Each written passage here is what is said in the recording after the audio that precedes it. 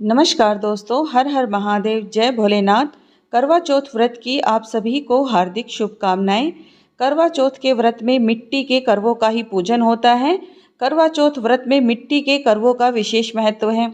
हमारे इधर दो इस तरह से मिट्टी के करवे लेकर उन पर स्वास्तिक का चिन्ह बनाकर एक करवे में जल भरकर रखते हैं और दूसरे करवे में अनाज भरकर रखा जाता है। आपके घर परिवार में, आपके क्षेत्र में जैसी भी मान्यता है, जैसा भी रीति रिवाज है, उसी के अनुसार आपको इन करवों में भरकर रखना है। अगर आपके घर परिवार में पंचमेवा, मिष्ठान या पकवान बनाकर रखते हैं तो आप भी अपने करवों में वही भरकर रखिए, क्योंकि सभी जगह के अलग अलग क्षेत्रों में अलग अलग रीति रिवाज और परंपराएं हैं। उसके बाद इस तरह से चौकी लगाकर उस पर लाल रंग का कपड़ा बिछाकर शिव परिवार का फोटो और करवा माता की फोटो हम विराजमान करते हैं। सबसे पहले कलश स्थापना करते हैं। कलश में एक हल्दी की गांठ, सुपारी और 1 रुपये का सिक्का डालकर जल से भरकर हमें उसे विराजमान करना है। उसके बाद पंच पल्लव अशोक के या फिर आम के पल्लव लगाकर आपको कलश स्थापना करनी है। उसके ऊपर आपको चावल से भरा हुआ पात्र रखना है, जिस पर हम दीपक को प्रज्वलित करेंगे। सबसे पहले आपको गणेश जी का ध्यान करते हुए इस पूजा को शुरू करना है। अगर आप मिट्टी का शिव परिवार बनाकर पूजा करते हैं तो ये और भी उत्तम होगा, लेकिन सभी को आसानी से मिट्टी उपलब्ध हो जाए ऐसा संभव नहीं होता। तो आप निसंकोच शिव परिवार की फ़ोटो लेकर, करवा माता की फ़ोटो लेकर भी आप करवा चौथ व्रत की पूजा को कर सकते हैं।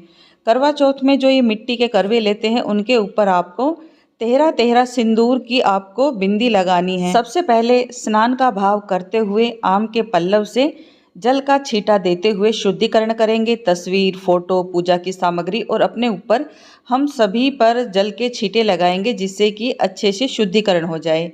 उसके बाद हम दीपक को, कलश को और शिव परिवार को सबको तिलक लगाएंगे। भगवान शिव को आप सिंदूर या रोली का तिलक ना लगाकर केवल सफ़ेद चंदन या फिर पीले या लाल चंदन से भी तिलक लगा सकते हैं।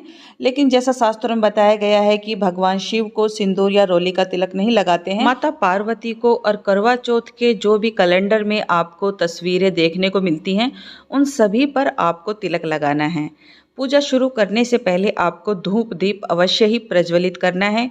कोई भी पूजा हो, सबसे पहले आपको दीपक ही प्रज्वलित करना चाहिए, क्योंकि हमारी पूजा का साक्षी स्वयं अग्निदेव होते हैं। उसके बाद आपको सबसे पहले गणेश जी का पूजन करना है। गणेश जी के पूजन में आपको दुर्वा अवश्य ही चढ़ानी चाहिए, क्योंकि गणेश जी को दुर्वा बेहद ही प्रिय है। उसके बाद जो भी आपको मौसम के अनुसार फल और फूल आसानी से सरलता पूर्वक प्राप्त हो जाए, तो आप एक एक करके सभी पूजा सामग्री आप अर्पित करते जाएं। सफ़ेद मिष्ठान, पकवान या भोग आपको शिव पूजा में अवश्य ही अर्पित करना चाहिए। अगर आपको 16 श्रृंगार मिल जाता है तो आप 16 श्रृंगार चढ़ाएं, या फिर कम से कम आप 5 या 2 चीज़ें श्रृंगार की चढ़ाकर करवा चौथ के व्रत को पूर्ण कर सकते हैं। करवा चौथ की पूजा करने के बाद आपको व्रत कथा भी अवश्य ही पढ़नी चाहिए, और इस तरह से एक मिट्टी का पात्र लेकर आपको थोड़ा सा अग्नि में भी भोग अवश्य ही समर्पित करना चाहिए। शास्त्रों में ऐसी मान्यता है, अगर हम ब्राह्मण को दान करते हैं या अग्नि देव में जो भी भोग सामग्री हम अर्पित करते हैं, तो वो सीधा देवताओं तक समर्पित होता है। देवता उसे स्वयं ही ग्रहण कर लेते हैं। तो सबसे पहले कपूर और इस तरह से नारियल को काटकर आपको 7 या कम से कम 11 आहुति आपको अवश्य ही देनी चाहिए। इसमें आपको लौंग, इलायची, गूगल, पताशा, जो भी सामग्री आपने पूजा में इस्तेमाल की है, अर्पित की हैं, उन सभी चीज़ों का आपको भोग अवश्य ही लगाना चाहिए। और देखिए, कोई भी पूजा हो, छोटी मोटी भूल चूक तो हो ही जाती हैं। पूजा के अंत में क्षमा प्रार्थना अवश्य ही करनी चाहिए। आवाहनम न जानामि विसर्जनम, पूजा चेवम न जानामि क्षमस्व सर्वे देवम। इस तरह से क्षमा प्रार्थना करते हुए आपको माथा टेक कर इस पूजा को संपूर्ण करना चाहिए। आपको यह पूजा कैसी लगी कमेंट करके ज़रूर बताएं। अगर आपको पूजा विधि थोड़ी सी भी पसंद आए तो इस वीडियो को अपने फ्रेंड सर्कल में ज़्यादा से ज़्यादा शेयर कीजिए। मिलती हूँ इसी तरह की एक महत्वपूर्ण वीडियो के साथ, तब तक के लिए हर हर महादेव।